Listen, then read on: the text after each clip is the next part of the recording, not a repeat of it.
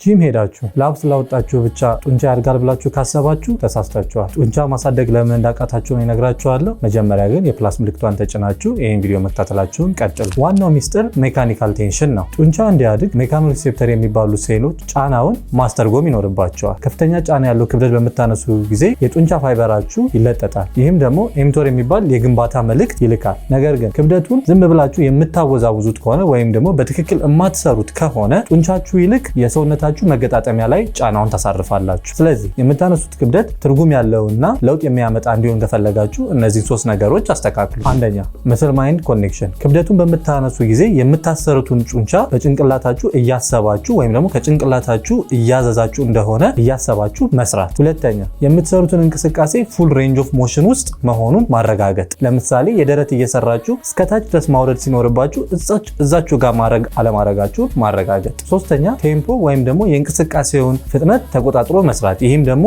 በተሻለ መልኩ ጡንቻችሁ ላይ ጫና አሳድራችሁ እንድትሰሩ ያደርጋችኋል። ጂም ቤት ገብቶ ክብደቱን ዝም ብሎ ለሚያወዛውዘው ወይም ደግሞ በስነ ስርዓት ለማይሰራው ይህንን ቪዲዮ ላክለት። እናንተም ሴቭ አድርጋችሁ ተጠቀሙበት። ይመቻችሁ።